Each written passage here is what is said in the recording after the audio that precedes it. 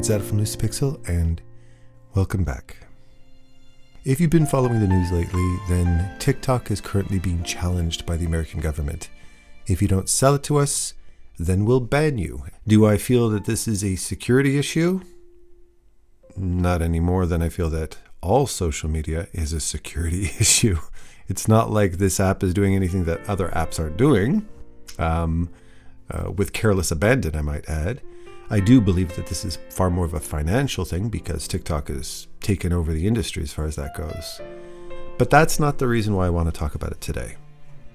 Everybody has their personal social media preferences. Some people prefer long form content, which I tend to prefer as well because I like to, have stuff playing in the background while I'm concentrating on other things like painting or, working on my studio or whatever the case might be.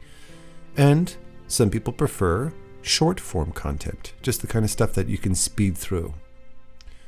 The reason I want to talk about it today has nothing to do with social media in and of itself. I want to talk about the brain. More specifically, I want to talk about the artist's brain, the creative brain. Because regardless of whatever social media you watch, our brains, our creative brains, do need to tap into a certain frequency in order to be able to be their most productive, their most focused, and their most successful.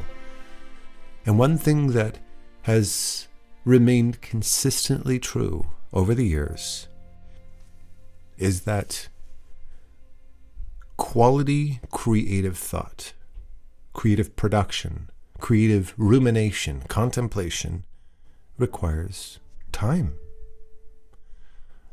Deep thought, meaningful thought takes time. And a very good analogy, if I step outside of art for 2 seconds, is another endeavor, another art, in my opinion, that requires the same type of mind, albeit perhaps a little bit more analytical, a little bit more calculating. And that is playing chess, a game that is incredibly demanding on the brain. Incredibly demanding on your thoughts. It consumes a ton of calories. Chess tournaments have been compared to marathons in terms of the physical demand on the body because of how much the brain consumes calories. Why is that important for you and I as an artist? Well, because when playing chess, one of the biggest contributors to failure, one of the biggest obstacles between you and your ability to get better and grow and improve and increase your ELO, your chess score, is impulsive thoughts. If I'm not focused, if I'm not sharp, if I'm not paying close attention, if I'm not deeply considering all of my options, if I'm not checking out all of the different patterns on the board and potential threats and potential opportunities, and I just I play robotically, I play automatically, 9 times out of 10 I lose. Because I make stupid mistakes, because I don't notice that I'm hanging my queen. I don't notice that there was a checkmate in 1 sitting in front of me. I didn't notice that if I do that, I'm putting myself in a very dangerous spot. I'm not paying attention to all of these different patterns and lines and whatnot. But when I stop, when I give myself a chance to think, when I ruminate over different possibilities, when I start to analyze the board and start noticing patterns, very much like the artistic process, when you take the time to stop and think and consider all of your options, all of a sudden opportunities arise. Threats are thwarted. Opportunities to win all of a sudden appear right in front of your face. Potential blunders, mistakes that could cost you the game or cost you time, or put you in a disadvantage, all of a sudden get noticed and you avoid them. But when you play automatically, when you play quickly, when you don't give yourself a chance to think, and thinking takes time, thinking is a process, it's not a reaction, all of a sudden you start making quality decisions and you win.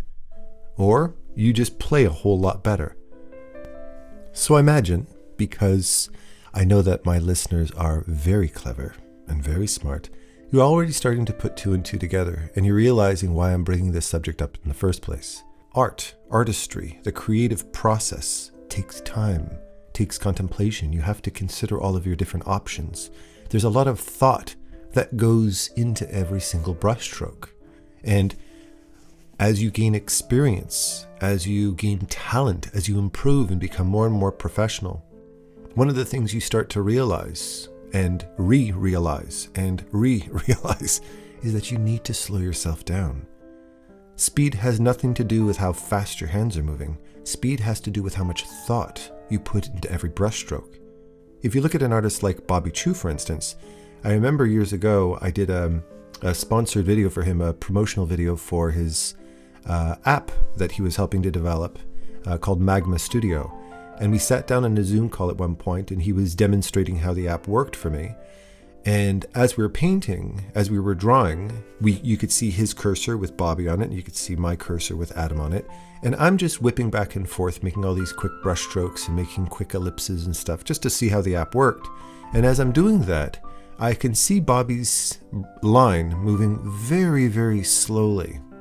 And you could see that mine were these quick wisps of movement, very automatic movements. And his were very slow and thoughtful and methodical. And he noticed that too.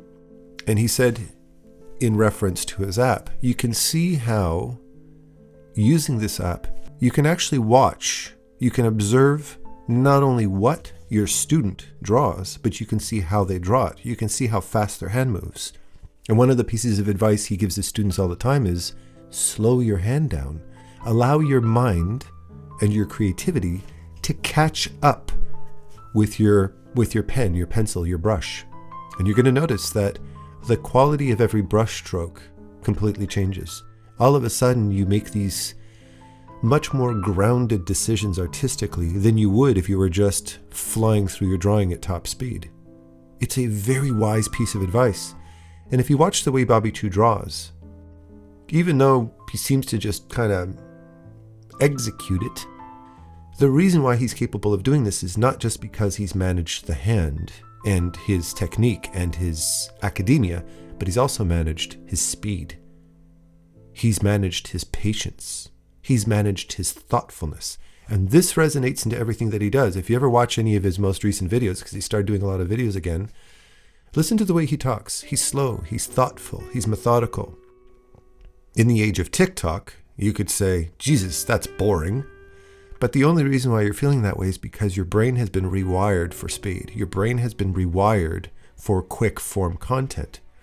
It's not just affecting the way you watch social media. It's not just the way you consume entertainment. It also impacts the speed at which your brain functions and the length of time that your brain can endure a thought. And I know I sound extremely old and wise, and I have a very deep voice, especially for a 26-year-old, which I am, by the way. But old people don't move slowly because their muscles don't work as well. Well, maybe the physical side of things. No, they move slowly because they've learned how to. Because they spend all of those years being younger, being more impulsive, being less thoughtful, being more reactive, and paid the price for it. Not to say that moving quickly is a negative thing, but as you get wiser, as you get older, as you get more efficient with your thoughts, as you become more grounded, as you become more aware, you start to consider more in every gesture that you make. I am very capable of reacting quickly and impulsively and emotionally, but I've learned through experience that type of thought process usually comes and bites me in the ass. So I had to discipline myself to slow the hell down. When I started my YouTube channel, probably around 12 years ago or so, I was chasing after the algorithm. I was chasing after whatever content I thought needed to be. You know, whatever I need to gain popularity, to make my channel grow. And my channel growth was very slow. And at a certain point, I had to sit down and say, this is an art channel. I'm an art YouTuber. And when I sit down to paint, I'm not listening to the type of content that I'm currently producing. I listen to Vatividya. I listen to true crime videos. I listen to things that are quiet. I listen to classical music, things that slow down my frequency. That's why, to date, VaatiVidya is the only shortcut YouTuber I have on my bookmark bar. Because I click on that every single time I sit down to paint. His dialogue, the length of his videos, the timbre of his voice is calming and meditative, and it brings me down to a frequency where my creative brain all of a sudden switches on. And I can sit there, and as a result of that, I can sit down and draw for hours listening to his content. I can recite his videos verbatim, although I've seldom looked at the videos. I'm always listening to them, as a lot of people claim about my videos. Why is that the case? Well, it's because I designed it to be that way. At a certain point, I decided, no, I'm not a YouTuber, I'm an artist. I'm not a content creator. I create a platform that is conducive to creativity, to our artistry. I want my videos to reflect the energy, the speed, the ecosystem that I gravitate towards when I'm painting. And by slowing my brain down, by slowing down my thoughts, by thinking and focusing on everything that I'm sharing, all of a sudden I realized the quality of my content changed as well. All of a sudden I was sharing deeper, more personal, more meaningful aspects of my artistic journey. Things that were nestled much deeper in my psyche, in my subconscious. And I could dig into those things and share with you stories that were far more relatable, that brought more value to you as a fellow artist. And it's that which you have shown appreciation for. It was leaning you into the video gently. It's not jumping into dialogue immediately. It's allowing you to go, okay, when you get into this vehicle goes slow and quiet and thoughtful. I'm bringing it down like meditation, and now you can start painting. Now you can start thinking. And if I started to produce content, if I all of a sudden started to get really fast and frenetic and loud and impulsive and emotional, I would immediately pull you out of that frequency, wouldn't I? Immediately you'd probably get annoyed. If you were painting, you'd get annoyed and you'd click off. So I've always been very sensitive to not doing that. My old intro music was this jazzy intro that had this really catchy tune, and I really, really enjoyed it. But it didn't fit the new style of art talk that I produced. Am I like this all the time? No, not at all. I tend to get very excited about things. I tend to be very impulsive about things. I tend to be a joker and love role-playing and doing voices and having fun. And I get loud when I get passionate, but not when I do my art talks. When I'm sitting down to draw, I have to manage my energy, manage my frequency. Another example of an artist who does this extremely well is Anthony Jones. Anthony Jones just sits down, he draws something, and all of a sudden it's like, wow, look at that, a freaking masterpiece. And he did it in 15 minutes. He's arguably one of the fastest, most efficient artists out there. He can, in 20 minutes, he can have this fully detailed creature design. Mind-blowing. How does he do it? Does he do it because his hand moves fast? Watch him paint. He takes his sweet-ass time. He doesn't rush anything. But because he has slowed himself down, that granted him the ability to be able to make wise decisions, thoughtful artistic decisions about design, about brushstroke, about values, about rendering, about details. And he nails it on the first shot. Another good example is dance. When you get on the dance floor for the first time, when you're an amateur, and let's say you're taking a swing dance class or jive or salsa or bachata or whatever it is that you're dancing, you can always tell an amateur because they are frantically trying to chase after that fast rhythm. Their feet are flying at full speed. They're stomping around all over the place. They're sweating. They're red in the face. Not professionals. They seem so grounded and calm, yet incredibly sharp and fast and responsive and connected to the music. Well, I got that lesson years ago. I was at some club, and at the time I was a swing dancer, and I was dating a girl who was a salsa dancer. And she kind of gave me my first introduction to salsa dancing. We were actually at an Irish pub on top of it. Go figure. A swing dancer dancing with a salsa dancer in an Irish bar. Try to wrap your brain around that shit. And She was teaching me the basic steps of salsa, and the bartender saw this and he decided to put on a salsa song, probably La Vida es un Carnaval, because that's the automatic song most people will put on if they don't know salsa, although it's a great song. And I'm trying to keep up with this beat. My feet are trying to keep up with the music. And the first thing she said to me is, even though salsa looks like you're moving fast, ground yourself. Feel your weight down in your hips and in your feet. Feel your weight into the ground. Don't rush it. Never rush salsa, even if the music's fast. Take your time and breathe and feel through every movement. And it was hard. It was very difficult for me to not feel like I had to rush. And when you're grounded, all of a sudden, when you kick off the ground, you kick off with more speed, with more precision, with more confidence. Your spins are tighter. Your movements have more feeling to it. You feel more relaxed. Your shoulders drop. Because you're grounded and your energy's not up on your shoulders and your face, you look calm in the face. You have a nice, gentle smile. You engage the person that you're dancing with, and you have this connection with them. You have this real exchange. You're not all up in your head, staring off into oblivion, trying to keep up with this rhythm. You need to slow down to speed up. You need to slow down to feel the art. You need to slow down to be able to inject yourself into the music, to feel it and allow your body to connect to the experience. And the exact same thing applies to an illustrator. If your hand is whipping around the page, if you don't take the time to plan your drawing, if you don't take the time to visualize, to imagine, to ruminate over what this image is before your hand even touches the page, then you are never going to be able to ground yourself into your illustration. You're never going to be able to give yourself the time needed to be able to complete the thought. Arguably, you have some of the greatest art waiting to be produced, but what's standing in your way is impulsivity, impatience.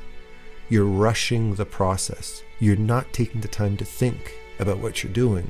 You're moving too fast. You aren't grounded. Your energy's up in your shoulders when it should be down in the floor. It should be, you should feel that weight in your hand as you make that brushstroke. When it comes to things like TikTok, and when it comes to things like any kind of social media, any kind of process that is keeping you in this mental loop of go, go, go all the time, I'm not going to daddy you here and tell you not to. But what I am telling you is you need at least a bit of time. Give yourself an hour to detox from that. Give yourself a little bit of a cool down period after you've had this marathon for the brain, and allow your brain to come down to a more relaxed frequency. And whatever you do listen to or watch, make sure it's something that you enjoy, but something that doesn't demand your full attention and something that doesn't excite you. It needs to be something that brings you down into a calmer mindset. You can listen to music that calms you down, or at least inspires you artistically. You can watch content online that you find very interesting but pulls you into a nice, deep, thoughtful mood. Whatever music gets you into the frequency where you feel your best thoughts start to surface is what you should be doing. You should be very, very sensitive to the speed of your mind. Experiment with different types of things, but pay attention to how your environment, visually, audibly, is influencing the way you paint. I strongly, strongly recommend you avoid anything that demands your eyes. I strongly recommend you avoid anything that requires your attention. It should be something that allows you to drift into your own thoughts rather than pulling your eyes away from your thoughts to pay attention to something else. So whatever the verdict is at the end of the week, whether they decide to ban TikTok for security reasons, not at all financial, of course, well, that we'll wait and see. But for you, my fellow artist, I want you to be aware of your environment. I want you to be aware of your frequency, aware of your surroundings. And when it comes down to sitting down and producing your best work, your technical knowledge is only a small fraction of the big process. You also have to learn how to manage your time, manage your thoughts, manage your mood. And you have my word, if you're overexposing yourself to something that keeps you in a very fast-paced frequency, you're not only going to hang your queen, you're also going to miss your checkmate in one. You have my word. And with that said, I love you all with all my heart, and happy painting. Take care.